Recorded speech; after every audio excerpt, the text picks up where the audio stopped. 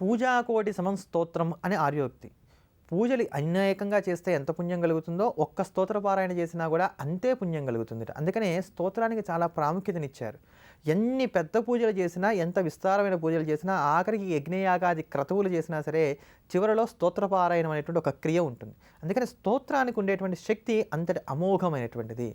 అటువంటి ఆ స్తోత్రాలలో కూడా చాలా విశేషమైనటువంటి ఒక ప్రత్యేకమైనటువంటి వరవడి కలిగినటువంటి స్తోత్రాలు కరావలంబ స్తోత్రాలు. కరావలంబము అంటే చేయూతని ఇచ్చడం. ఈ చేయూతని మనం అడుగుతున్నాం. ఎట్లా అయితే మనకి ఏదైనా కష్టం వస్తే పక్కింటి వారి దగ్గరికి వెళ్ళి ఏమంటే మాకు సహాయం చేస్తారని అడుగుతామో, అదే ప్రకారంగా మనకు వచ్చేటువంటి కష్టాలకి సహాయం చేయమని నేరుగా భగవంతుని అర్థించడానికి, మనకు ఉండేటువంటి కష్టాన్ని స్వామికి నివేదన చేసుకోవడానికి గాను ఉపకరించేటువంటి స్తోత్రాలకే కరావలంబ స్తోత్రాలు అని పేరు.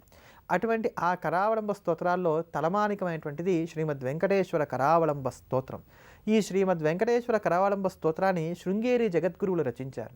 ఈ స్తోత్రాన్ని నిత్యం ఎవరైతే పారాయణ చేస్తూ ఉంటారో వారికి ప్రధానంగా కలిగేటువంటి ఆర్థికపరమైనటువంటి సమస్యలు ఏవైతే ఉన్నాయో అవి తొలగిపోతూ ఉంటాయి. అదే ప్రకారంగా ఇతరులతో పదే పదే వచ్చేటువంటి విభేదాలు, ఎవరితో పడకపోవడం, ఎవరికి మంచి చెప్పినా కానీ చెడుగా మారడం, ఇటువంటి దోషాలు ఏవైతే కలుగుతూ ఉంటాయో అవన్నీ కూడా ఉపశమిస్తాయి అని చెప్పని దీనికి ఫలశ్రుతిగా తెలియజేశారు. అంతటి అమోఘమైనటువంటి ఆ శ్రీమద్ వెంకటేశ్వర కరావలంబ స్తోత్రాన్ని శ్రవణం చేద్దాం. శ్రీనివాసుడి యొక్క కటాక్షాన్ని పొందుదాం.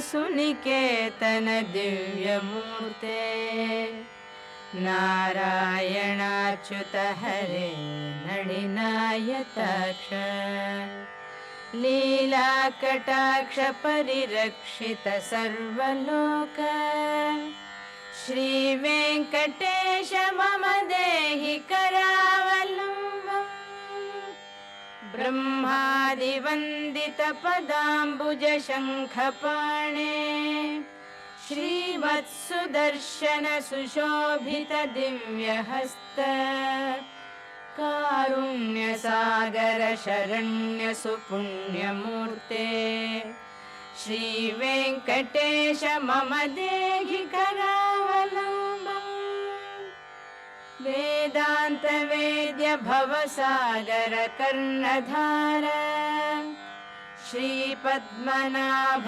कमलार्चित पादपद्म लोकैकपावन परात्पर पापहारिन् श्रीवेङ्कटेश मम देहि करावलम्बम् लक्ष्मीपते निगमलक्ष्य निजस्वरूप कामादिदोष परिहारक बोधदायिन् दैत्यादिमर्दन जनार्दन वासुदेव श्रीवेङ्कटेश मम देहि करावलम्बम् तापत्रयं हर विभोरभसा मुरारे संरक्ष मां करुणया सरसीरुहाक्ष मच्छिष्य इत्यनुदिनं